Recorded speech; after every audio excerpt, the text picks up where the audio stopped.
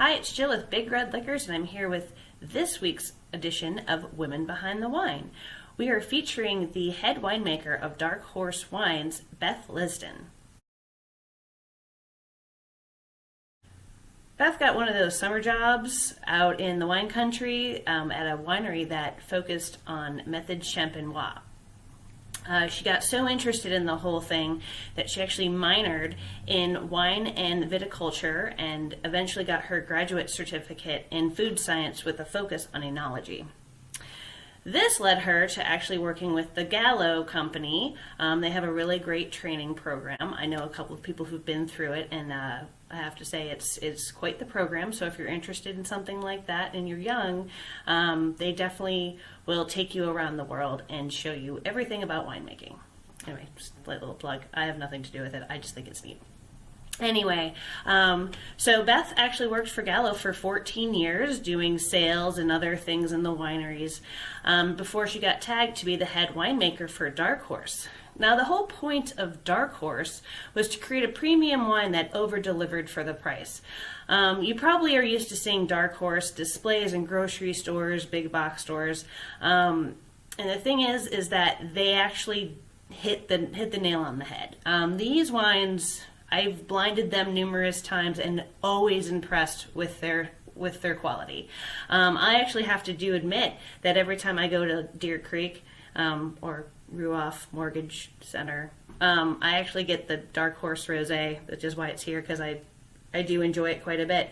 While it was spring there for a hot minute, this is actually not a rosé that you have to have in the summer, but it is delicious. Another thing I do like about it is that it's got a screw cap. Dark Horse wines are actually the #1 premium wine. When you say premium, you're like, what do you mean by that? We have all these weird terms for different price points of wines that I will put up a list right here.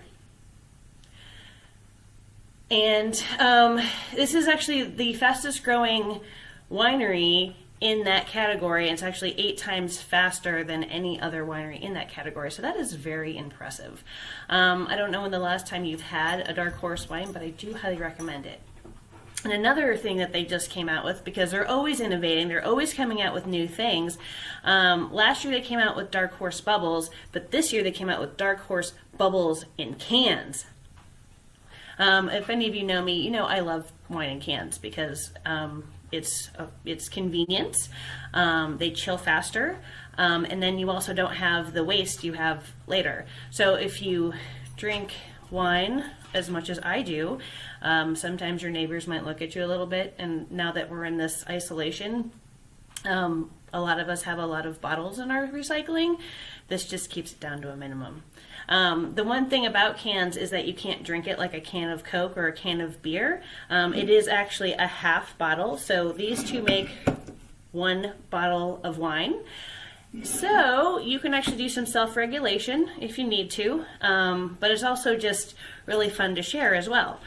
This wine specifically, the Dark Horse Brut Bubbles, this actually earned Wine Enthusiast Top 100 Wines. I think it was like number, I don't know, maybe in the late 80s, but either way, that's a really impressive thing for a can of bubbles that just came out.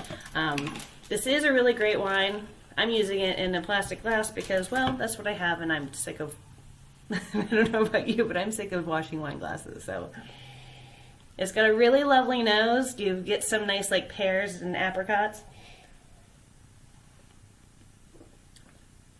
Oh, that's just bright. A really great bubble, dry finish, but not too dry. I imagine that this is going to be really good too, but we have these at our stores right now. You should pick up a few, maybe pick up a 6-pack. They actually come individually, but I mean, it's 2 glasses of wine. Why not? So cheers to Beth Liston and her creativity. Keep challenging our palates and keep giving us great wine. Cheers to the women, and hope everyone is well.